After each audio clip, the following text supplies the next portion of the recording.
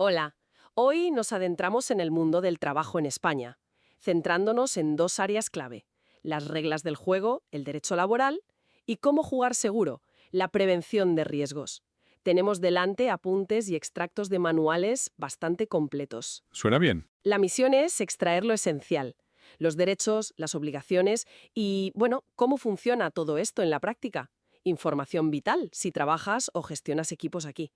¿Empezamos a desenredar la madeja? Vamos allá. La idea es conectar cómo se establecen las normas del trabajo desde la Constitución hasta el contrato individual, con el sistema que nos protege si algo va mal, la seguridad social. Y, fundamentalmente, cómo evitar que algo vaya mal, que es la prevención. Ajá. Todo está interconectado, ya verás. Perfecto. Empecemos por el principio, el derecho laboral. Suena importante, pero ¿qué es exactamente y por qué surge? Entiendo que, aunque el trabajo es antiguo, regularlo así es relativamente reciente. Así es. Como disciplina propia, digamos, nace a principios del siglo XX. Su razón de ser es regular el trabajo que hacemos para otros, de forma voluntaria y a cambio de un salario, superando la idea de servidumbre, claro. Entiendo. Busca crear un equilibrio en esa relación entre quien contrata y quien trabaja, estableciendo unos mínimos y derechos. Entendido. No es solo un acuerdo entre dos partes. Hay unas reglas superiores. ¿Cuáles son esas reglas? ¿De dónde vienen? Exacto, hay toda una jerarquía. Arriba están las normas internacionales, de la OIT o la Unión Europea, que a veces son de aplicación directa y otras necesitan una ley española, sobre todo en temas de seguridad y salud. Vale. Luego, la Constitución española es clave. Reconoce derechos fundamentales como la igualdad, la sindicación y derechos más específicos como el derecho al trabajo, la negociación colectiva, y ordena al Estado promover la seguridad e higiene. Y bajando de nivel, supongo que están las leyes como el Estatuto de los Trabajadores. Correcto. Leyes orgánicas, leyes ordinarias como el Estatuto, que es la referencia básica, decretos, pero aquí viene algo muy importante en España. Los convenios colectivos, Ahí quería llegar. Siempre se habla de ellos. ¿Por qué son tan relevantes? porque son acuerdos negociados entre los representantes de los trabajadores, o sea, los sindicatos, y los empresarios o sus asociaciones, Ajá. que adaptan la ley a un sector o empresa concreta, fijan salarios, jornadas, categorías, y tienen fuerza de ley para quienes están bajo su ámbito. Son la letra pequeña pero fundamental de las condiciones de trabajo, ¿entiendes? Clarísimo. Por debajo ya tendríamos el contrato individual, que respeta todo lo anterior. Y finalmente, pues, Costumbres locales si no hay nada escrito. vale, tenemos el tablero y las reglas generales. Ahora, ¿cómo empieza la partida? El contrato de trabajo, imagino. El contrato es el pistoletazo de salida. Puede ser indefinido, que es la norma general y lo deseable, o temporal. Pero ojo, solo bajo causas muy concretas como picos de producción o para sustituir a alguien temporalmente. También hay contratos pensados para aprender, ¿no? Sí, están los formativos. Uno que combina trabajo y estudio, formación en alternancia, y otro para adquirir experiencia práctica tras estudiar. Y claro, los contratos pueden ser a jornada completa o parcial. Vale. Hay figuras más específicas como el trabajo a distancia o relaciones laborales especiales, como los altos directivos o deportistas, que tienen sus propias reglas. Es un tiempo inicial para que ambas partes vean si encajan, como un test drive, digamos. Ya. La duración máxima suele venir en el convenio, pero la ley pone topes. Generalmente 6 meses para técnicos titulados y 2 para el resto.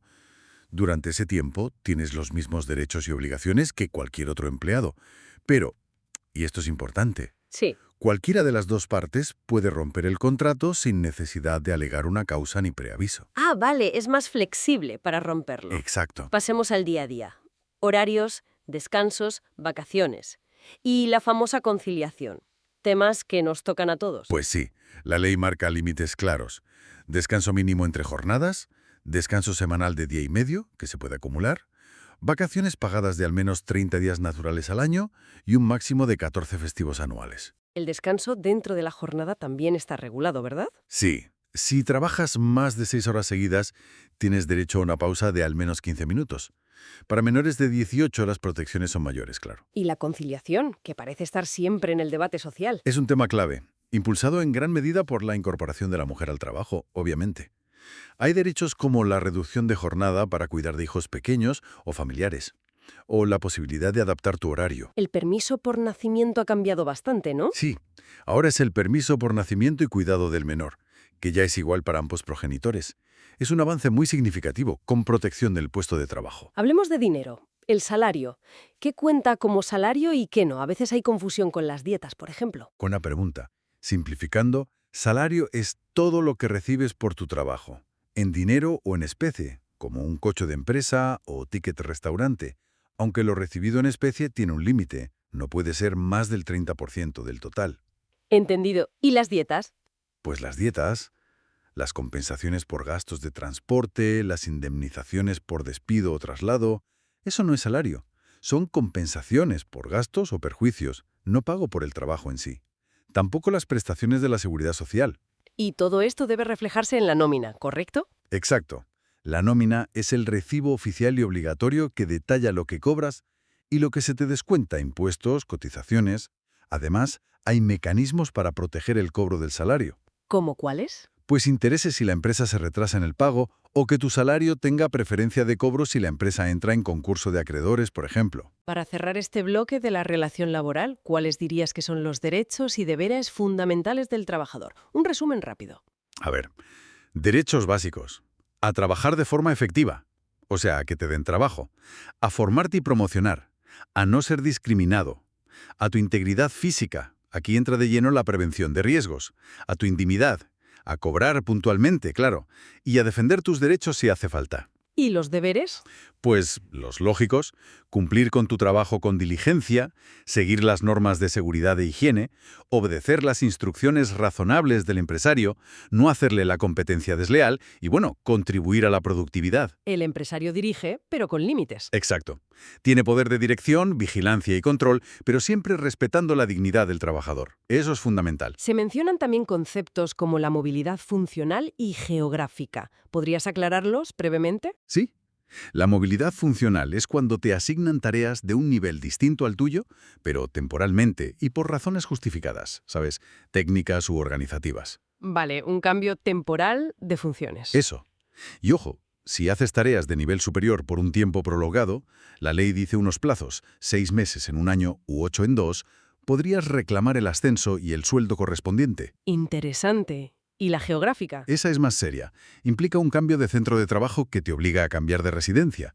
Debe estar muy justificada por razones económicas, técnicas organizativas o de producción. ¿Y qué opciones tiene el trabajador? Pues tiene varias.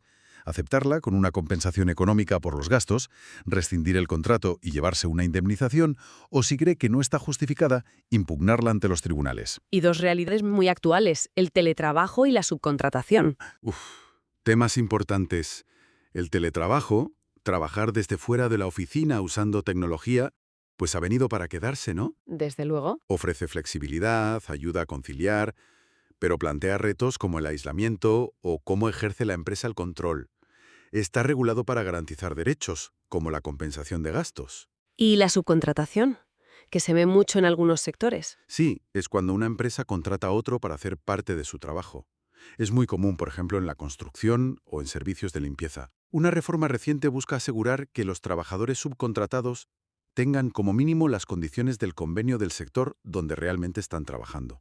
Para evitar precariedad, supongo. Esa es la idea, aunque siempre hay debate sobre si esto se cumple siempre y su impacto real, también en la seguridad, porque a veces se asocia a mayor riesgo. Cambiemos de tercio. No todo el mundo trabaja para otro. ¿Qué pasa con los autónomos? Los autónomos tienen su propio estatuto, la Ley 20-2007, que ha ido ampliando sus derechos y protección social, intentando acercarlos al régimen general. ¿Cubren desde profesiones tradicionales hasta nuevos emprendedores? Exacto. Y hay una figura interesante dentro de los autónomos, el TRAE. El TRAE. ¿Qué lo hace especial? Es el trabajador autónomo económicamente dependiente. Es un autónomo que factura la mayor parte de sus ingresos, al menos el 75%, a un solo cliente. Ah, vale. La ley les reconoce ciertos derechos que otros autónomos no tienen, como 18 días hábiles de descanso anual, aunque no son pagados, ciertos límites a su jornada, derecho a paro si cotizan específicamente por ello, y algunas protecciones en la relación con ese cliente principal. Es una figura a medio camino, digamos, con algo más de protección. Entendido. Volviendo a las empresas con asalariados, mencionaste antes la negociación colectiva y los convenios. Si hay desacuerdo, ¿cómo se gestiona? Bueno, los conflictos son normales en las relaciones laborales, ¿no? Surgen diferencias. La negociación es la herramienta clave para resolverlos. Mejor que ir a juicio directamente, claro. Sin duda. Buscar un acuerdo tiene ventajas. Ambas partes se comprometen más con la solución y la relación, idealmente, ¿no?, se deteriora tanto. Hay distintas formas de negociar, desde colaborar para que todos ganen algo, hasta intentar imponer tu postura o simplemente evitar el conflicto. ¿Y eso del valor de reserva? Suena a estrategia pura y dura. Lo es, en cierto modo. Tu valor de reserva es tu plan B. ¿Qué es lo mejor que puedes conseguir si esta negociación fracasa? ¿Cuál es tu alternativa? Tu límite mínimo aceptable, digamos. Exacto. Conocer tu límite te evita aceptar un mal acuerdo por desesperación. Y si intuyes el límite del otro, tienes más información para negociar. Es pensar hasta dónde puedo llegar yo y hasta dónde creo que puede llegar el otro antes de levantarse de la mesa. Muy interesante, sí. Saltemos ahora al gran sistema de protección, la seguridad social. Su misión principal. Pues la Constitución lo dice muy claro en el artículo 41. Es la garantía pública de asistencia y prestaciones suficientes ante situaciones de necesidad. La red de seguridad. Eso es. La red de seguridad que nos cubre si enfermamos, nos quedamos sin trabajo, nos jubilamos, tenemos un hijo. Se financia con impuestos y, sobre todo, con las cotizaciones de empresas y trabajadores. ¿Y cómo se organiza? Parece un gigante. Lo es. Se estructura en regímenes. El general para la mayoría de asalariados, el de autónomos o reta, y otros especiales, mar, minería. ¿Y quién gestiona todo eso? Varias entidades. La Tesorería General, TGS, recauda las cotizaciones y gestiona afiliaciones altas y bajas. El Instituto Nacional, INS, paga la mayoría de prestaciones económicas como jubilación, incapacidad temporal o permanente, viudedad. Vale. El Servicio Público de Empleo, SEPE, gestiona las prestaciones y subsidios por desempleo. Y el Instituto Social de la Marina, ISM, se ocupa del sector marítimo. Además, las comunidades autónomas gestionan la sanidad y algunos servicios sociales transferidos. Para formar parte de esto, ¿cuáles son las obligaciones básicas? Dos principalmente. Afiliación, que es como darse de alta la primera vez que trabajas, es un número para toda tu vida laboral. Ajá. Y cotización, que es pagar las cuotas cada mes mientras trabajas. La empresa se encarga de calcular y pagar tanto su parte como la del trabajador, que te la descuenta de la nómina. ¿Y cuánto se paga? Depende de tu salario, de tu base de cotización, que tiene unos topes máximos y mínimos cada año. Vamos a lo que más interesa. ¿Qué cubre? ¿Qué prestaciones ofrece? Cubre muchas contingencias. Primero, la asistencia sanitaria, médico, hospital, recetas, para el trabajador y su familia directa que dependa de él y viva con él. ¿Y si dejas de trabajar? Hay requisitos de cotización para mantener ese derecho a la asistencia, si te quedas en paro, por ejemplo. Luego están las prestaciones económicas. Las bajas, por ejemplo. Exacto. Si estás de baja por enfermedad común o accidente, sea laboral o no, tienes un subsidio por incapacidad temporal y T. Si es por enfermedad común, necesitas haber cotizado un mínimo antes. Si es por accidente o enfermedad profesional, no. ¿Qué más? Está la prestación por nacimiento y cuidado de menor, que cubre el periodo de permiso, igual para ambos progenitores. La incapacidad permanente. Sí. Si tras una baja larga o por un accidente grave te quedan secuelas permanentes que te impiden trabajar total o parcialmente, puedes tener una pensión por incapacidad permanente. Hay distintos grados: parcial, total, absoluta y gran invalidez. La jubilación. La pensión de jubilación, claro, al llegar a la edad legal y con los años cotizados requeridos. ¿Y si fallece el trabajador? Hay prestaciones para los familiares, viudedad para el cónyuge o pareja de hecho, orfandad para los hijos y a veces otras ayudas a favor de familiares. ¿Y nos queda el desempleo? Muy importante. La protección por desempleo. Hay dos niveles. El paro y el subsidio. Exacto. El nivel contributivo es la prestación por desempleo, lo que llamamos el paro. La recibes si has cotizado lo suficiente, generalmente, al menos un año en los últimos 6. Su duración y cantidad dependen de cuánto hayas cotizado. ¿Y si no llegas o se te acaba? Entonces puedes acceder al nivel asistencial, los subsidios por desempleo. Son ayudas más básicas, más pequeñas y por tiempo limitado. Y para acceder a ellas tienes que cumplir requisitos de ingresos y a veces tener cargas familiares. Muy claro. Cambiamos ahora el enfoque hacia la seguridad y la salud. ¿Por qué es tan crucial la prevención de riesgos laborales, PRL? Porque la ley fundamental, la Ley de Prevención de Riesgos Laborales, LPRL, del 95, dice que trabajar no debe dañar nuestra salud. El objetivo es anticiparse, evitar que ocurran accidentes o enfermedades profesionales. no es solo reaccionar cuando ya ha pasado algo. Para nada. Más allá de cumplir la ley, se trata de crear una cultura preventiva. Entender que la seguridad es un valor en sí mismo y beneficia a todos, al trabajador, a la empresa, a la sociedad. ¿Qué diferencia hay entre riesgo laboral y peligro? A veces se usan como sinónimos. Es una buena distinción. El peligro es la fuente potencial de daño, la característica intrínseca de algo que puede causar daño. Una máquina sin proteger, una sustancia tóxica, trabajar en altura. La fuente. Eso es.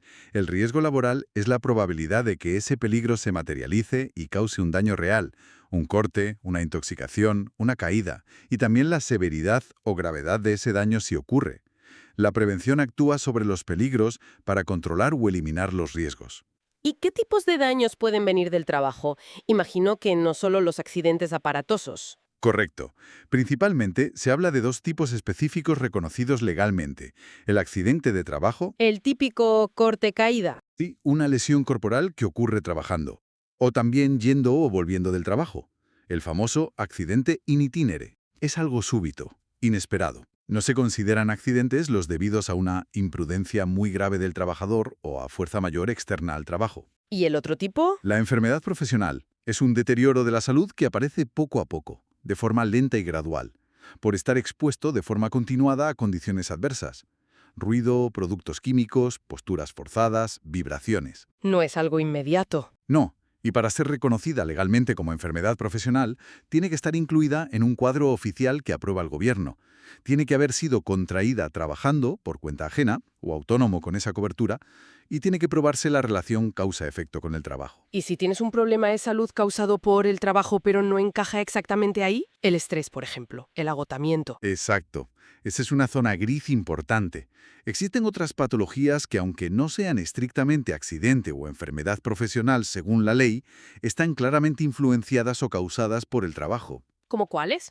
Pues la fatiga crónica, física o mental, el estrés laboral, el síndrome de estar quemado o burnout, la insatisfacción crónica, problemas musculares derivados de malas posturas mantenidas, son daños más inespecíficos, pero la prevención también debe ocuparse de evitarlos. ¿Qué papel juega cada uno en esto? Obligaciones de la empresa y del trabajador. La empresa tiene el deber principal, un deber general de protección eficaz de la seguridad y salud de sus trabajadores. Esto implica muchísimas cosas concretas. A ver, Evaluar los riesgos de cada puesto, planificar cómo eliminarlos o reducirlos, proporcionar equipos de trabajo y de protección seguros, dar formación e información suficiente, organizar la vigilancia de la salud de los trabajadores, consultarles y permitir su participación, tener planes de emergencia, investigar si ocurre un accidente. Es una responsabilidad muy amplia. ¿y el trabajador? El trabajador tiene el derecho fundamental a esa protección eficaz, pero también tiene deberes: usar adecuadamente las máquinas, herramientas y los equipos de protección individual, EPIs, que le den, informar inmediatamente a su superior si ve un peligro grave, cooperar con la empresa para que se puedan garantizar condiciones seguras y velar por su propia seguridad y por la de las personas a las que pueda afectar su actividad. O sea que no vale eso de a mí que me protejan. No, la seguridad es cosa de todos. Incumplir estas obligaciones tiene consecuencias para ambas partes, desde multas administrativas hasta recargos en las prestaciones de la seguridad social si hay un accidente por falta de medidas, e incluso responsabilidad civil o penal si hay daños graves. ¿Y quién supervisa que todo esto se cumpla? A nivel nacional, el Instituto Nacional de Seguridad y Salud en el Trabajo da apoyo técnico, investiga y elabora guías. Quien tiene la potestad de vigilar y sancionar es la Inspección de Trabajo y Seguridad Social. ¿La inspección? Sí. Y luego, las comunidades autónomas también tienen sus propios organismos técnicos que promueven la prevención y asesoran a las empresas en su territorio. Entremos un poco más en los riesgos concretos. ¿Cómo se suelen agrupar para entenderlos mejor? Se suelen clasificar según su origen o naturaleza. Una forma común es, primero, los ligados a las condiciones de seguridad. ¿Qué entra ahí? Pues caídas al mismo o distinto nivel, golpes, cortes con herramientas, atrapamientos en máquinas, riesgos eléctricos, contacto directo o indirecto, incendios y explosiones. Problemas relacionados con los lugares de trabajo, los equipos, las instalaciones. Vale, lo más físico e inmediato. Podríamos decir que sí. Segundo, los riesgos relacionados con el medio ambiente físico de trabajo. Aquí entran agentes físicos como el ruido, que puede causar sordera o hipoacusia, Las vibraciones, que afectan a manos, brazos o cuerpo entero causando trastornos musculoesqueléticos, mareos. El ambiente térmico, trabajar con mucho calor o mucho frío, que puede provocar estrés térmico, golpes de calor, hipotermia. ¿Algo más en este grupo? Sí, las radiaciones, ionizantes como los rayos X o no ionizantes como las de soldadura o microondas. Y una iluminación inadecuada, poca luz o deslumbramientos que causan fatiga visual. Tercer grupo, los químicos. Exacto. Los contaminantes químicos y biológicos. Los químicos pueden ser polvos, humos, gases, vapores, que pueden ser tóxicos, corrosivos, irritantes, cancerígenos. Hay que conocer cómo pueden entrar en el cuerpo por respiración, por la piel, por ingestión y tomar medidas. ¿Y los biológicos? Son los seres vivos microscópicos, bacterias, virus, hongos, que pueden causar infecciones. Se clasifican en grupos según su peligrosidad. Son un riesgo importante en sanidad, laboratorios, tratamiento de residuos, agricultura. Cuarto grupo. La carga de trabajo. Sí, y aquí diferenciamos dos tipos. La carga física. Levantar pesos, empujar cargas, mantener posturas forzadas, estar mucho tiempo de pie, agachado, con los brazos en alto, hacer movimientos repetitivos. Todo esto puede causar fatiga física y, sobre todo, trastornos musculoesqueléticos, TME, dolores de espalda, tendinitis. Muy comunes, por desgracia. Muchísimo. Y la carga mental. Trabajos que exigen mucha atención, concentración, procesar mucha información rápidamente, tomar decisiones importantes bajo presión. Esto puede llevar a fatiga mental y estrés. Y nos queda un quinto grupo, ¿no? Los psicosociales. Correcto. Los derivados de la organización del trabajo, los llamados factores psicosociales. Aquí entra cómo se organiza el trabajo, la jornada, turnos, trabajo nocturno, el ritmo de trabajo, demasiado rápido o demasiado lento y monótono, la autonomía que tienes para decidir cómo haces tu trabajo, la comunicación en la empresa, las relaciones con compañeros y jefes, la estabilidad en el empleo. Todo eso puede afectar a la salud. Y mucho.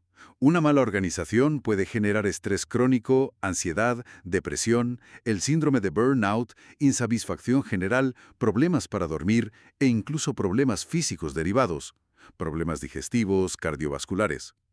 Además, las características individuales de cada uno, edad, experiencia, personalidad, influyen en cómo nos afectan estos factores. Vaya, es un abanico muy amplio de riesgos. ¿Y qué herramientas tenemos para luchar contra todo esto? ¿Cómo se previene? Hay dos niveles de actuación, dos tipos de técnicas. La prioridad absoluta siempre son las técnicas de prevención. ¿Qué hacen? Actúan sobre el riesgo en su origen, para eliminarlo o reducirlo al mínimo posible. Aquí trabajan distintas disciplinas técnicas. La seguridad en el trabajo, que busca evitar los accidentes actuando sobre las causas materiales. Diseño seguro de máquinas y lugares, resguardos, dispositivos de seguridad, orden y limpieza, mantenimiento, señalización. Y también sobre las causas humanas, selección de personal, formación, información, normas. ¿Vale? La higiene industrial, que se centra en los contaminantes ambientales, físicos, químicos y biológicos. Los identifica, los mide, evalúa la exposición y propone medidas para controlarlos, sustituir productos, aislar procesos, ventilación, extracción localizada. Ergonomía y psicosociología. Exacto. La ergonomía busca adaptar el puesto de trabajo, las herramientas, las tareas y el entorno a las capacidades y limitaciones de la persona para evitar la fatiga física y los trastornos musculoesqueléticos. Hay ergonomía del diseño del puesto, ambiental, ruido, luz, temperatura, temporal, horarios, pausas.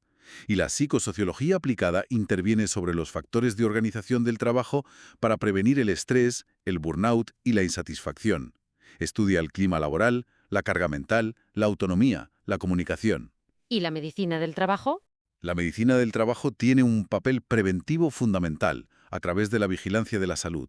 Realiza reconocimientos médicos específicos para cada puesto de trabajo para detectar precozmente posibles daños a la salud y verificar si el trabajador es apto para su puesto. También tiene una labor curativa y rehabilitadora, claro. ¿Esos reconocimientos son obligatorios? Por regla general, son voluntarios para el trabajador. Él decide si quiere hacérselos. Pero hay excepciones.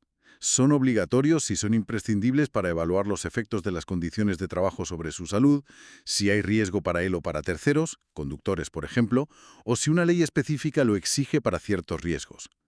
Eso sí, siempre se necesita un informe previo de los representantes de los trabajadores. ¿Entendido? Esas son las técnicas de prevención. ¿Y si, a pesar de todo, el riesgo sigue ahí? Entonces, como último recurso, usamos las técnicas de protección, que no eliminan el riesgo pero intentan minimizar las consecuencias, el daño si el riesgo se materializa. Protección colectiva e individual, ¿no? Exacto. La protección colectiva es siempre prioritaria sobre la individual, porque protege a todos los trabajadores expuestos a la vez, sin depender de que cada uno haga algo. Ejemplos. Barandillas en alturas, redes de seguridad, resguardos fijos en máquinas, sistemas de extracción localizada de humos, pantallas acústicas para el ruido, marquesinas, señalización de seguridad. ¿Y la individual? Son los famosos EPIs, los equipos de protección individual. Son el último recurso para usar cuando el riesgo no se ha podido evitar o limitar suficientemente con medidas técnicas, organizativas o de protección colectiva. Cascos, guantes, gafas. Sí, cascos, guantes, gafas, protección respiratoria, mascarillas, protectores auditivos, calzado de seguridad, ropa de protección, arneses anticaídas. La empresa debe proporcionarlos gratuitamente, asegurarse de que son los adecuados para el riesgo y de que están certificados con el marcado CE, y formar e informar al trabajador sobre cómo y cuándo usarlos y mantenerlos. Y el trabajador tiene la obligación de usarlos correctamente. ¿Cómo se traduce todo esto en la gestión diaria de una empresa? ¿Qué pasos debe seguir para cumplir con la ley y ser eficaz? La ley exige integrar la prevención en toda la gestión de la empresa, en todos los niveles. No es algo aparte, un departamento aislado. El ciclo básico sería, A ver, primero y fundamental, hacer una evaluación de riesgos inicial de todos los puestos de trabajo. Identificar qué peligros hay, estimar qué probabilidad hay de que causen daño y qué gravedad tendría ese daño. Hay métodos para hacerlo, como el binario del INSI-TST, que clasifica el riesgo como trivial, tolerable, moderado, importante o intolerable. Y con eso valorar si el riesgo es aceptable o si hay que actuar. ¿y se hace una vez y ya está? No, hay que revisarla periódicamente y siempre que cambien las condiciones de trabajo, una máquina nueva, un producto distinto, una nueva tarea, o si se detecta que las medidas no son eficaces, o si ocurre un daño a la salud. Vale, evaluamos. ¿Y después? Segundo, planificar la acción preventiva. Una vez sabes qué riesgos tienes y cuáles son prioritarios, tienes que decidir qué medidas concretas vas a tomar para controlarlos, quién va a ser el responsable de cada medida, qué plazo tiene para hacerlo y qué recursos, dinero, tiempo se necesitan. Todo eso se recoge en un plan de prevención. Tercero, organizar los recursos para la prevención. La empresa debe decidir cómo se va a organizar para llevar a cabo esas actividades preventivas. ¿Cómo? Contratando a alguien. Hay varias opciones, según el tamaño y la peligrosidad de la empresa. Puede asumirlo el propio empresario, si es muy pequeña, menos de 10 trabajadores, o hasta 25 con un solo centro de actividad no peligrosa y él tiene la formación necesaria. Puede designar a uno o varios trabajadores para que se ocupen. Puede crear un servicio de prevención propio, con expertos en plantilla, obligatorio para empresas grandes o con actividades peligrosas. O, lo más habitual en pymes, puede contratar a un servicio de prevención ajeno, una empresa externa especializada. Cuarto paso. La gente. Exacto. Consultar y dar participación a los trabajadores. Tienen derecho a ser consultados y a participar en todo lo relacionado con la prevención. Se hace a través de sus representantes específicos. Los delegados de prevención, elegidos por y entre los representantes del personal, y el Comité de Seguridad y Salud en empresas de 50 o más trabajadores, formado paritariamente por delegados de prevención y representantes de la empresa. Tienen funciones de consulta, vigilancia y propuesta. Quinto, formación e información. Fundamental. Garantizar que todos los trabajadores reciban información clara sobre los riesgos de su puesto y de la empresa en general, y sobre las medidas preventivas y de emergencia, y que reciban formación teórica y práctica suficiente y adecuada, centrada en su puesto de trabajo. Sexto, medidas de emergencia. Sí, tener previsto qué hacer en caso de incendio, accidente grave, amenaza de bomba, vertido peligroso. Elaborar un plan de autoprotección o de emergencia. Designar personal encargado. Tener medios de lucha contra incendios. Planes de evacuación. Organizar los primeros auxilios. Y muy importante, hacer simulacros periódicos para comprobar que funciona. Séptimo, la vigilancia de la salud, que ya mencionamos. Eso es. Ofrecer los reconocimientos médicos periódicos adaptados a los riesgos de cada puesto. Octavo, coordinación. Muy importante cuando varias empresas trabajan en el mismo centro, por ejemplo, en una obra. Tienen que coordinarse para prevenir los riesgos derivados de esa concurrencia. La empresa titular del centro tiene un papel clave aquí. Noveno, investigación. Investigar todos los accidentes que hayan causado daño e incluso los incidentes casi accidentes que no lo causaron pero podrían haberlo hecho. El objetivo no es buscar culpables, sino averiguar las causas reales para aprender y poner medidas correctoras que eviten que vuelva a ocurrir. Hay que notificar los accidentes a la autoridad laboral por el sistema del TAT o el que corresponda en cada comunidad y llevar un registro interno. Y décimo, para ver si vamos bien. Llevar un control estadístico. Calcular periódicamente los índices de siniestralidad, índice de frecuencia, de gravedad, de incidencia, duración media de las bajas, para ver la evolución, compararse con el sector y evaluar si las medidas preventivas están siendo eficaces. Un ciclo completo, sí señor. ¿Y si ocurre una emergencia, qué es lo fundamental de ese plan de emergencia? Lo fundamental es que esté claro y que todo el mundo sepa qué hacer. Tiene que definir qué situaciones de emergencia se pueden dar, quién es el responsable de coordinar todo, el jefe de emergencia, cómo se da la alarma, si hay que evacuar o es mejor confinarse en un sitio seguro, cuáles son las vías de evacuación y los puntos de reunión, cómo se prestan los primeros auxilios básicos y cómo se contacta y coordina con las ayudas externas, bomberos, ambulancias, 112. ¿Y practicarlo? Y practicarlo. Los simulacros periódicos, al menos uno al año, son vitales para que la gente sepa reaccionar con calma y el plan sea eficaz de verdad. La señalización de emergencia, salidas, extintores, pulsadores de alarma, también es crucial para que todo funcione. Tiene que ser clara y estar bien mantenida. Para terminar, los primeros auxilios. Si nos encontramos ante un accidente en el trabajo o fuera de él, ¿cuál es la pauta básica de actuación? La regla de oro, la que hay que recordar siempre es la conducta PAS. Proteger, avisar y socorrer. Paz. Sí. Primero, proteger. Asegurar la zona del accidente para que no haya más peligros ni para la víctima, ni para nosotros, ni para otros. Señalizar si es en carretera, cortar la corriente si es eléctrico, apartar objetos peligrosos. Vale, seguridad ante todo. Segundo, avisar. Llamar inmediatamente a los servicios de emergencia. El 112 es el número único en toda Europa. Darle información clara y concisa. ¿Qué ha pasado? ¿Dónde exactamente? ¿Cuántas víctimas hay? ¿Su estado aparente? Y no colgar hasta que nos lo digan. Y tercero, socorrer. Socorrer a la víctima mientras llega la ayuda profesional. Aquí lo importante es actuar con calma y sentido común. No hacer más de lo que sepamos hacer bien. No mover a la víctima si no es absolutamente imprescindible por un peligro inminente. Mucho cuidado con posibles lesiones en cuello y espalda. ¿Qué evaluamos primero? Los signos vitales básicos. Ver si está consciente, hablándole, tocándole suavemente. Si respira, viendo si se mueve el pecho, oyendo o sintiendo el aire. Y si tiene pulso, en el cuello o la muñeca. Si respira y tiene pulso, pero está inconsciente y no sospechamos lesión de columna, la colocamos de lado, en la posición lateral de seguridad, PLS, para evitar que se ahogue si vomita. Otras actuaciones básicas. Controlar hemorragias evidentes haciendo presión directa sobre la herida con un paño limpio o gasas. Si es en una extremidad, elevarla si se puede.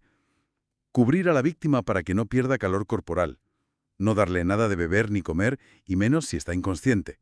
Tranquilizarla si está consciente. ¿Alguna actuación clave en situaciones críticas que deberíamos conocer? Hombre, saber cómo actuar ante un atragantamiento grave, la maniobra de Heimlich, puede salvar una vida. Y si la persona no respira y no tiene pulso, iniciar cuanto antes la reanimación cardiopulmonar, RCP, combinando compresiones fuertes y rápidas en el centro del pecho, con respiraciones boca a boca si estamos entrenados y dispuestos. Y ante hemorragias fuertes, quemaduras, fracturas. Hemorragias que no ceden con presión directa, se puede intentar presionar en los puntos arteriales principales.